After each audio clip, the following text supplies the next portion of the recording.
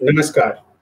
Delhi liquor scam में उप मुख्यमंत्री मनीष सिसोदिया गिरफ्तार कर लिए गए। हम इसके बारे में अपने एक्सपर्ट मनीष गुप्ता से जानेंगे कि क्या है ये स्कैम और इस केस की इंटेंसिटी क्या है।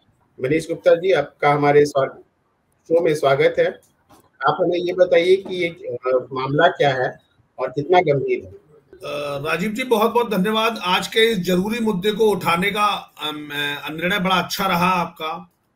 राजीव जी, ये समझ लीजिए कि सरकार ने, यानी दिल्ली सरकार ने, जिसके जो आबकारी विभाग के मंत्रालय श्री मनीष सिसोदिया जी थे, इन्होंने पुरानी शराब पॉलिसी को हटाकर एक नई पॉलिसी लॉन्च की। इस पॉलिसी में कुछ ऐसे प्रावधान थे जिससे वेंडर्स को बड़ा भारी फायदा पहुंचाया गया और सरकार को राजस्व की बड़ी हानि हुई। यूं तो दिखावे के तौर पर इसमें इस तरीके के प्रोविजन बनाए गए जिसमें ऐसा लगता था मानो कि गैरकानूनी शराब की बिक्री बंद होगी और जो है सभी को शराब उपलब्ध होगी। ये उद्देश्य के साथ बनाई गई थी, लेकिन इसके पीछे का जो हिडन उद्देश्य था, जैसा हम मीडिया से और समाचार पत्रों से और जान पा रहे हैं, स्पष्ट तौर पर यह पॉलिसी सिर्फ और सिर्फ करप्शन करने के लिए बनाई गई, जिसमें ऐसा प्रोविजनिंग की गई जिससे कि बड़े शराब माफिया को, बड़े बड़े शराब उद्योगपतियों को इसका लाभ पहुंचे और बदले में उसमें से कुछ हिस्सा इनडायरेक्टली घूमते हुए इन नेताओं को मिले। ऐसा करते हुए जो पॉलिसी बनाई और वो पॉलिसी लॉन्च कर दी, जाहिर है उस तत्कालीन राज्यपाल ने ईओडब्ल्यू को इसकी जांच करने के लिए कहा, क्योंकि पॉलिसी में जो चेंज किए वो एलजी से अप्रूव होने चाहिए थे और उन्होंने अप्रूव नहीं कराए। तो एलजी महोदय ने जांच की, ईओडब्ल्यू से, इकोनॉमिक ऑफेंस विंग से जांच की, संस्तुति की, और नतीजा ये निकल के आया कि ये पूरी जांच खुल गई। बाद में सीबीआई इसमें इन्वॉल्व हो गया, कई सारी रेड हुई, अलग अलग नेताओं पर हुई और विभिन्न प्रकार के शराब जो व्यापारी थे उन पर हुई, सरकारी अधिकारियों पर हुई, और उसके बाद जो पूरा चिट्ठा खुल के आया वो इस प्रकार है, जिसमें अंततः कल इस पूरे मामले के जो किंग पिन बताए जा रहे हैं सीबीआई द्वारा, वो श्री मनीष सिसोदिया जी अब पुलिस की गिरफ्त में, सीबीआई की गिरफ्त में आ चुके हैं। ये असली बात है। अब अगर हम ये सोचें कि ऐसा आखिर क्यों हुआ, तो हमें ये समझने की जरूरत पड़ेगी कि आखिर ऐसा क्या हो गया जिसमें इन्होंने इतना बड़ा काम कर दिया और क्या गड़बड़ था, और सीबीआई को कैसे, किन बातों पर इतना विश्वास हुआ कि उन्हें मनीष सिसोदिया को, जो वर्तमान में उप मुख्यमंत्री और शिक्षा मंत्री हैं, उनको गिरफ्तार करने जैसा कड़ा कदम उठाने लगा। मजे की बात इसमें दो बातें और बताना चाहूंगा कि इन्होंने जब शराब की जो नई आबकारी नीति बनाई, उसके थोड़े समय बाद ही इन्होंने ये बिना कोई डिस्कस किए, बिना उपराज्यपाल से चर्चा किए, अप्रूवल लिए, इन्होंने उस पॉलिसी को कैंसिल कर दिया, रिवर्स भी कर दिया। यानी कि क्या हुआ कि जैसे कि आपने कोई गलत काम किया हो और फौरन वापस कर दिया हो, तो यह भी एक बड़ी वजह रही जिससे लोगों की भवें तनी, क्योंकि आपने बिना कैबिनेट और उपराज्यपाल की मंजूरी के कोई भी बदलाव अगर किया है, जो दिल्ली एक्साइज रूल्स 2010 और Delhi transaction of business rule 1993 का उल्लंघन है। तो इस तरीके से जब ये सब हुआ तो जाहिर है लोगों में ये प्रश्न आया कि ऐसा क्यों हुआ।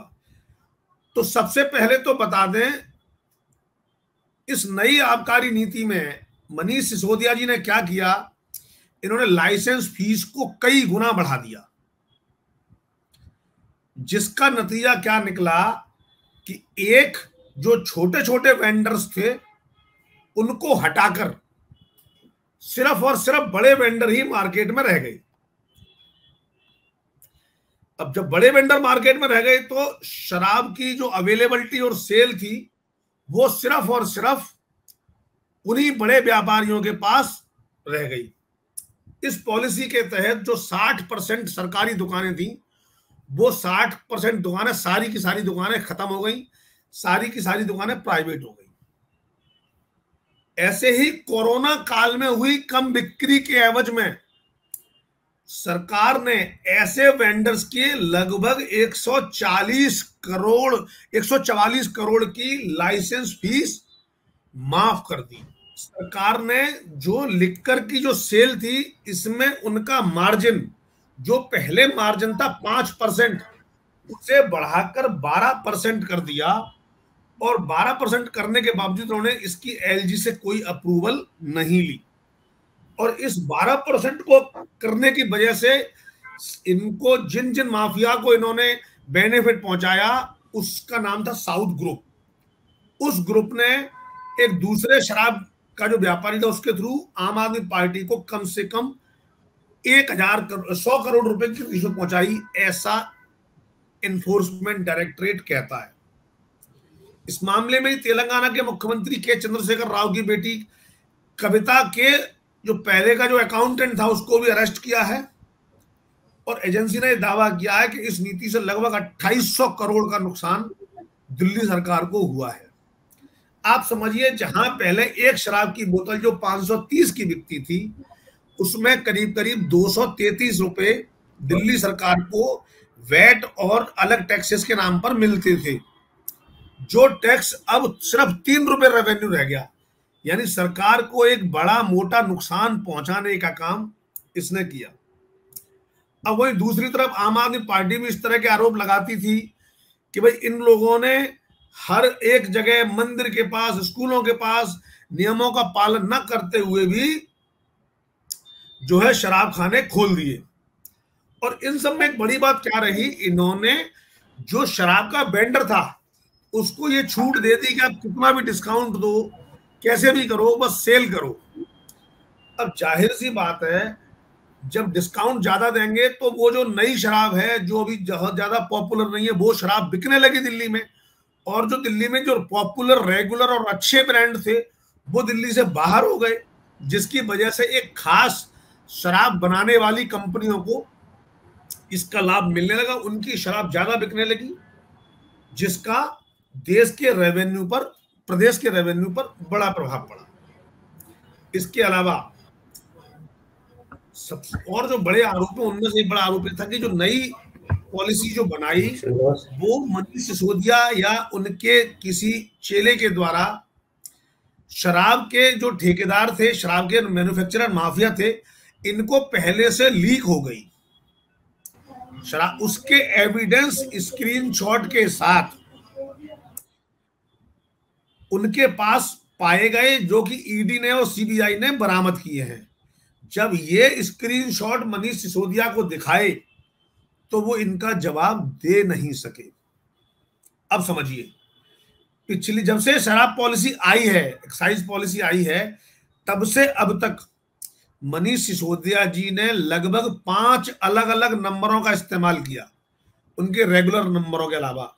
और ये नंबर किसी अन्य व्यक्ति के नाम पर खरीदे गए, और इसके लिए अलग अलग बार 10 मोबाइल फोन खरीदे गए, मनीष सिसोदिया के नाम से खरीदे गए, और वो फोन बाद में नष्ट भी कर दिए गए। तो इस तरीके से सबूतों को मिटाना, आपराधिक षड्यंत्र करना, ऐसे केस भी मनीष सिसोदिया जी के गले में अब लटक गए हैं। आप समझिए, सब मिलाकर इन 36 लोगों के ग्रुप ने लगभग 170 बार मोबाइल फोन नष्ट किए।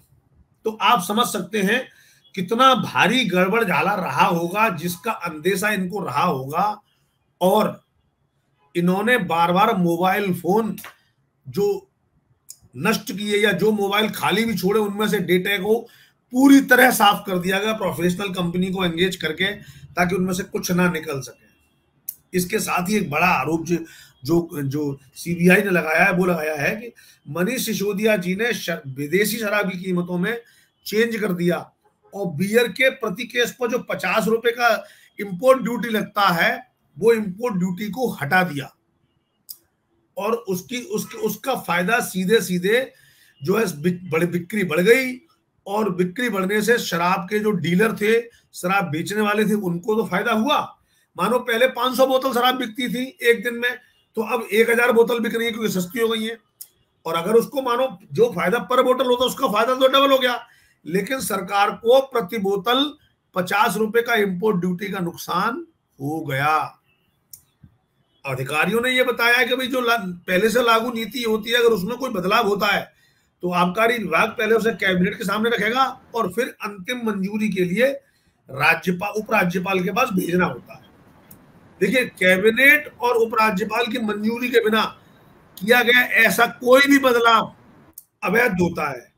जब इन्होंने ये बदलाव कर दिया, जब एलजी साहब ने ऑब्जेक्शन किया, तो उसके बाद उन्होंने आनन फानन में कैबिनेट की मीटिंग की। जब सीबीआई ने इनके सारे मीटिंग्स के डीवीआर को इकट्ठा करना शुरू किया तो पता लगा कि कई मीटिंगों में कई अवांछित व्यक्ति भी मौजूद थे और साथ ही कई मीटिंग देर रात यानी सुबह 5-5 बजे तक चली हैं, है ना। तो ये इतने सारे मामलों में जब मनीष सिसोदिया से प्रश्न पूछे गए और जब इतने संगीन आरोप थे, लगातार मनीष सिसोदिया कोऑपरेट नहीं कर रहे थे, तो ऐसे में जैसा जानकारी प्राप्त हुई है, मनीष सिसोदिया जी को गिरफ्तार कर लिया गया। जी मनीष जी, हमारा दूसरा सवाल है कि इस मामले में कौन कौन लोग आरोपी थे मनीष सिसोदिया के अलावा? देखिए, मनीष सिसोदिया के अलावा भी 2-3 सरकारी अफसर इन्वॉल्व हैं, जिनमें से 1-2 लोगों ने तो अपनी गलती स्वीकार कर ली है और वो सरकारी गवाह बन रहे हैं, है ना। सुरक्षा की दृष्टि से भी उनके नाम ओपन नहीं किए गए हैं। इसके अलावा कम से कम 5 अधिकारी अभी सीबीआई के राडार पर हैं। इसके अलावा विजय नायर नाम के एक शराब माफिया और दिनेश अरोड़ा नाम के शराब माफिया मुख्य हैं, जो इस मामले में पहले से गिरफ्तार हैं। जान लें कि दिनेश अरोड़ा दिल्ली के सबसे बड़े शराब व्यापारियों में से एक हैं और वह अब सरकार से उन्होंने अपनी सब बातें बता दी हैं और सरकारी गवाह बन रहे हैं। ऐसे में उनके बताई हुई चीजों पर ही सीबीआई ने रेड मारी है और उनके पूछे गए प्रश्नों का ही जवाब मनीष सिसोदिया जी नहीं दे पा रहे हैं। ये सबसे बड़ी समस्या मनीष सिसोदिया जी के लिए हो गई है। अपराध किस कैटेगरी में आएगा? मनी लॉन्ड्रिंग का मामला है, घूस खाई गई है, या फिर किस तरह का अपराध है? देखिए, सबसे पहले ये भ्रष्टाचार का मामला बनता है, ठीक है, भ्रष्टाचार। और दूसरा, भ्रष्टाचार करने के लिए इन्होंने एक आपराधिक षड्यंत्र किया, ठीक है। उसके बाद जो नियमों का पालन नहीं किया उसकी अलग से प्रोविजनिंग होगी, और इसके बाद जो सबूतों को मिटाने की है वह भी एक संगीन अपराध माना जा रहा है। तो ऐसे में आपराधिक षड्यंत्र करना, सबूतों को मिटाना, मनी लॉन्ड्रिंग, जिस तरीके से के कविता के अकाउंटेंट को गिरफ्तार किया गया है उस तरीके से, और जिस तरीके से आरोप लगे हैं कि इस शराब माफिया का पैसा पंजाब में और गोवा के चुनावों में पहुंचा है, ऐसे में जब अमृत बटा होगा तो सबके हिस्से थोड़ा थोड़ा मिला होगा। ऐसे में जब जानकारी मिलेगी तो और कौन कौन से नेता फंस जाएंगे नहीं पता, लेकिन मनी लॉन्ड्रिंग भी निश्चित रूप से लगेगा। ऐसे में मनीष सिसोदिया की आने वाले समय में मुश्किलें काफी बढ़ सकती है। इस मामले में सजा के क्या प्रावधान है? मनीष सिसोदिया को क्या सजा हो सकती है? भ्रष्टाचार के और मनी लॉन्ड्रिंग के मामलों में कम से कम 7 साल की सजा होनी संभव है, और अगर ऐसा हुआ तो मनीष सिसोदिया जी के लिए आगे की राह बड़ी आसान नहीं रह जाएगी। यूं तो जिस तरीके से आम आदमी पार्टी इस मामले को बेहद राजनीतिक बनाकर पूरे देश में धरना प्रदर्शन करने का प्रयास कर रही है, अब उसको 2 तरीके से देख सकते हैं कि एक तो आम आदमी पार्टी को के पास इसके अलावा कोई और ऑप्शन ही नहीं है कि वो इसका विरोध करें, क्योंकि जैसे ही वो ये करती है इससे उनकी विस्तारवादी नीति मतलब प्रयासों को झटका लगेगा, उनकी जो करप्शन फ्री की इमेज है उसको झटका लगेगा। तो ऐसे में आम आदमी पार्टी इस मामले को हर संभव संगीन बताते हुए राजनीतिक बताने का प्रयास करेगी। लेकिन जिस तरीके से जनता में ये मैसेज पहुंच रहा है कि अगर मनीष सिसोदिया ठीक थे तो क्यों उन्होंने 10-11 बार फोन बदले, फोन तोड़े, फोन को नष्ट कर दिया। मानो आपका पुराना फोन है, नया फोन है, मानो 50,000 रुपए का फोन है, खराब हो गया, नहीं चल रहा, आप उसे रिपेयर कराते हैं, बेचते हैं। लेकिन जिस तरीके से फोन को नष्ट किया गया, सबूतों को नष्ट करने की कैटेगरी में आता है।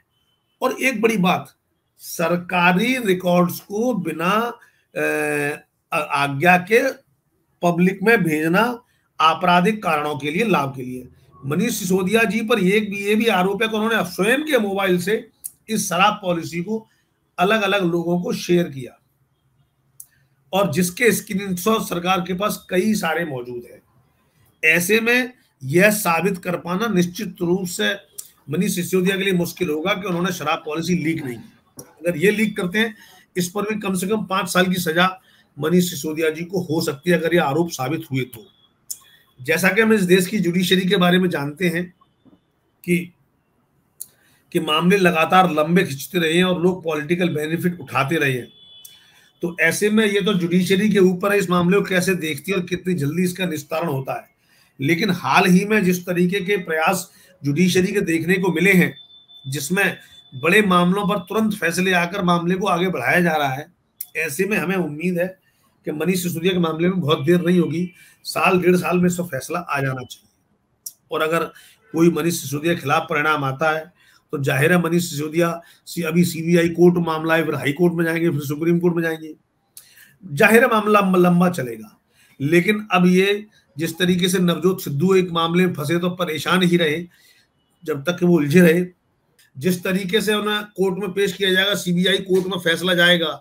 अब जाहिर है सीबीआई की अपनी कोर्ट में मामला जा रहा है, सीबीआई पूरी तैयारी के साथ आई है। जिस तरीके से आम आदमी पार्टी के नेता बारंबार ट्विटर के द्वारा और प्रेस कॉन्फ्रेंस के द्वारा ये चैलेंज कर रहे थे कि आप गिरफ्तार करके दिखाइए कई सालों से, और जिस तरीके से लगातार 2-3 रेड करने के बाद अब जो उन्होंने फाइल चार्जशीट तैयार कर रहे हैं और जिस तरीके की बातें मीडिया में छनकर आ रही हैं, इससे ऐसा लगता है कि फिलहाल मनीष सिसोदिया को जमानत मिलना मुश्किल है।